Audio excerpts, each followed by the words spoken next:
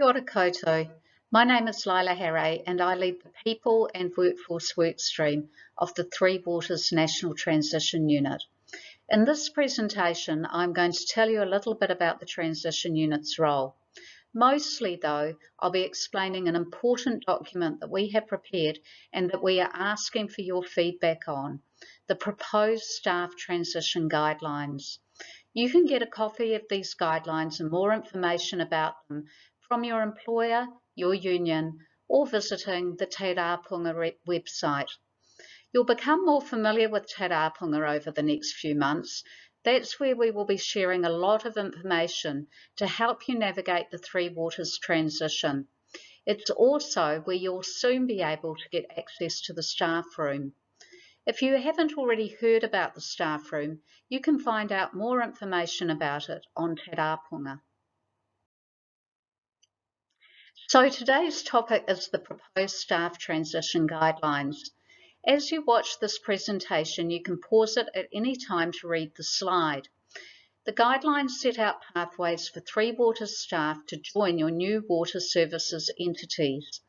We have prepared these guidelines in the hope that they will give you greater confidence in the future and because we want to hear your feedback on our suggestions before they are finalised and we start to use them.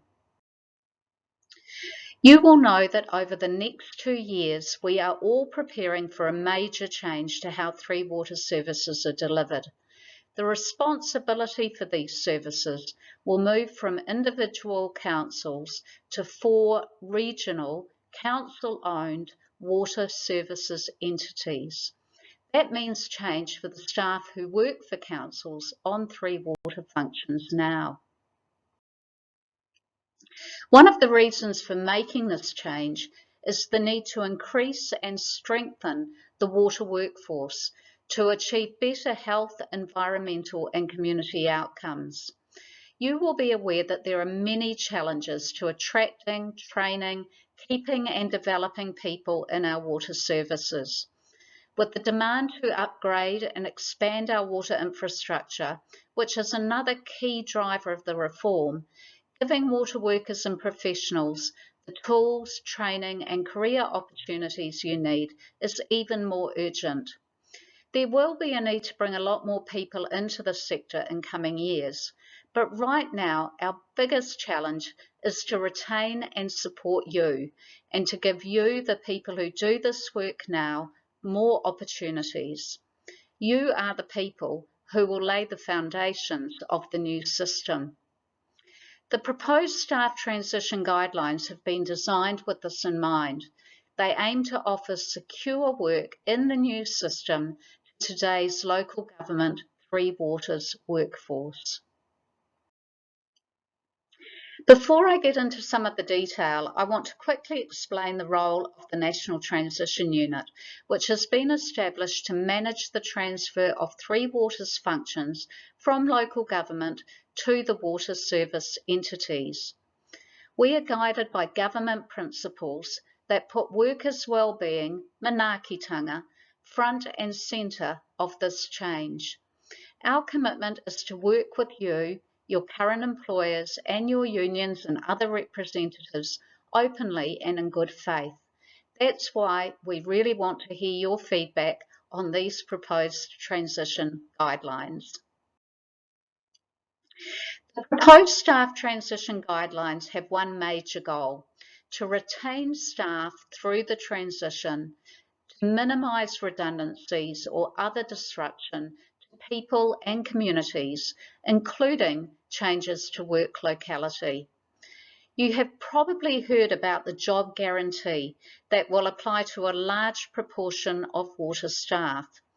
This is currently being considered by Parliament as it progresses the Water Services Entities Bill.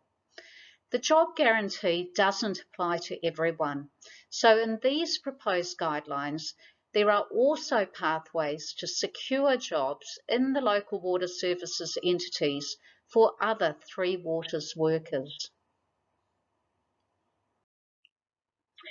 So, to some of the detail.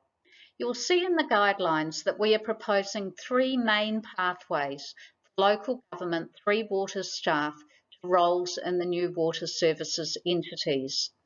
These are the legislated job guarantee, the job offer guarantee, and preferential consideration. The fourth pathway is through recruitment to roles.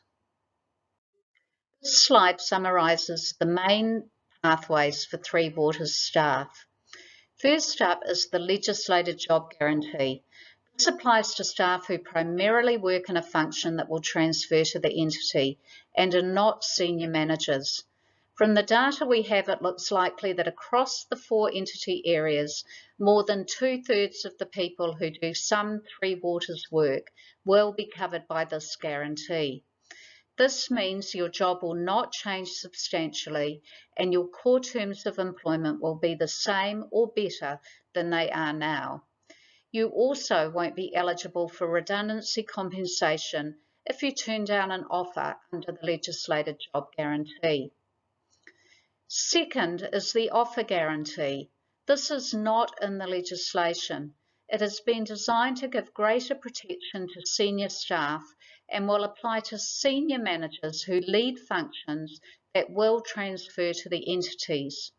We are also interested in your feedback on whether any other staff, such as those who have big but not primarily Three Waters roles, should be eligible for the offer guarantee. We know that some senior managers will be appointed to the top levels of the new entities. Those jobs at tiers 1 and 2 will be contestable. Under the offer guarantee, senior managers who are not looking for an executive role or are not appointed to one will be guaranteed a job offer that takes into account your location, skills, experience, and current entitlements. If you decline this offer, you will be entitled to redundancy if your council is unable to continue your employment. The third pathway is preferential consideration. This is especially important for Three Waters staff who work across a range of council functions, not just in water. It will also apply to support staff who do a lot of work for Three Waters functions. Being in this pathway does not mean that your council job will change or be disestablished. It just gives you a head start into a role with your local water services entity. We have set out some ideas for how preference can operate in the proposed guidelines, but we do want to hear your feedback on this. It is likely that for many people in this pathway, redundancy won't be an option, because your council job may not be affected at all. But if you turn down a job on this pathway and your council can't continue your employment, you will be entitled to redundancy compensation. The last thing to mention here is that we want to give you notice about which pathway applies to you as early in 2023 as we can. If you disagree with that notice, you will be able to tell us, and we will work things out with you or with the help of a mediator. And if you are on the offer guarantee or preferential consideration pathway, you will need to register your interest through the staff room.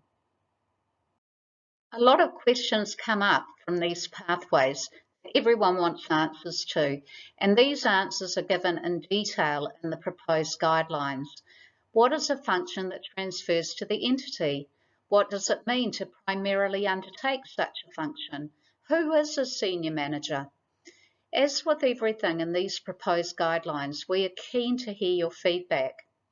First, the plan is to transfer all the functions of Watercare and Wellington Water to the water services entities.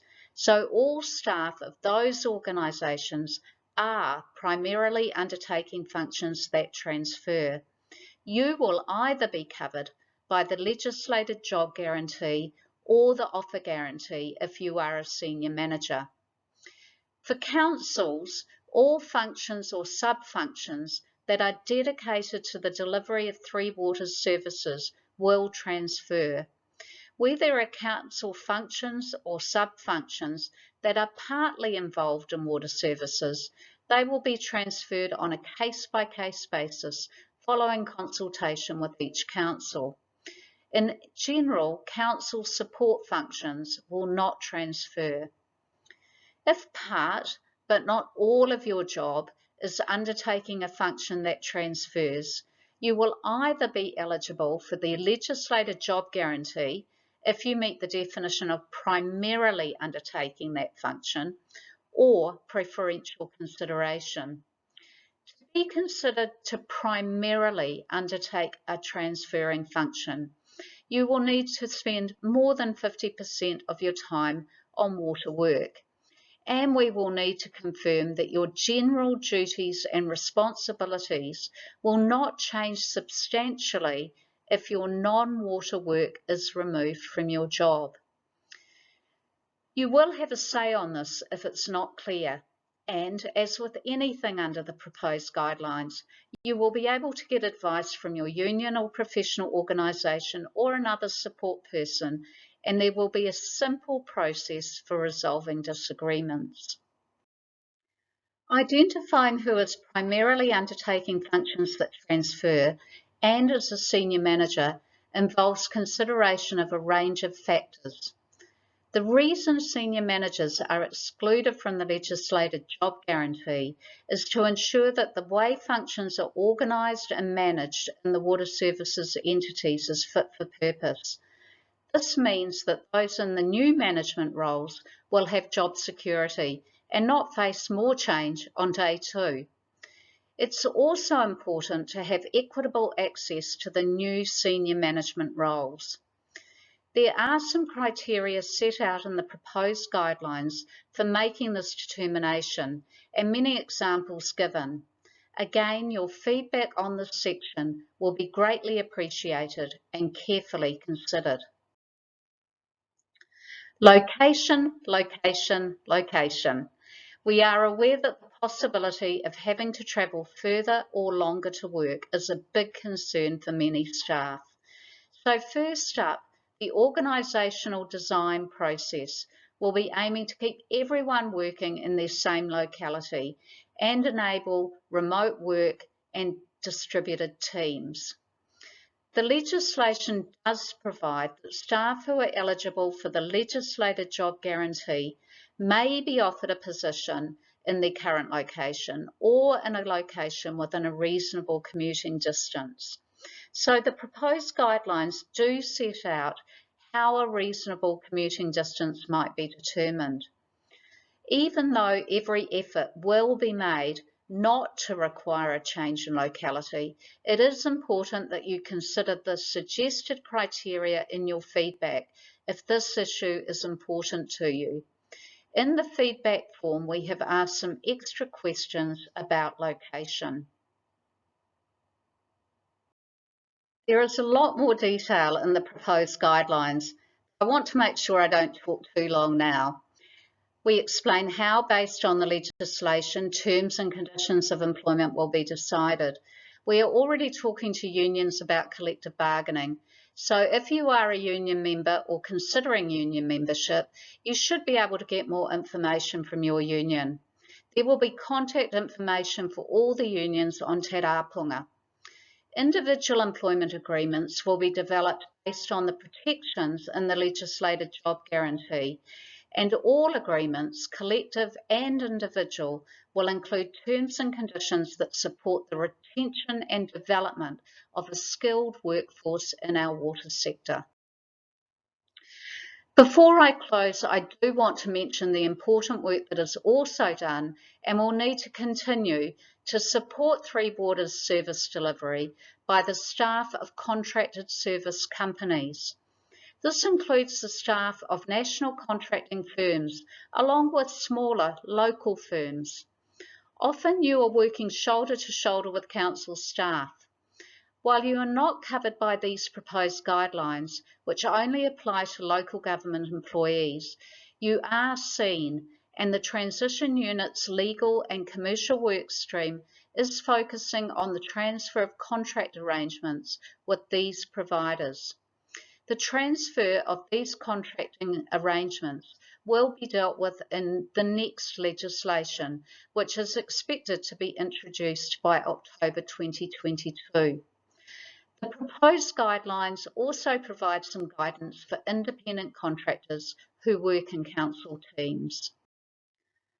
Finally, I want to encourage you to read the proposed guidelines and the supporting information, and to take the opportunity to give feedback. You can feedback on your own or as part of a group. The best way to do this is using the feedback form we have developed, and you don't have to fill in the whole form. Use the contact tab on Te Rāpunga or email us if you have any questions about the feedback process or would like to talk to one of our local leads. Lee, Jan, Joe and Liz are here to help you navigate this transition and ensure that you have the support you need. Your employer and your union or professional organisation will also be able to help. Te Rāpunga, the name of our website, means the search or the exploration, the knowledge and connection at the beginning stages of a journey to being matatou or proficient. All journeys involve some uncertainty, and we appreciate that you will have a range of views, hopes and concerns about the future. We are offering these proposed guidelines for your consideration and feedback. Please have your say. Ngā mihi kia koutou katoa.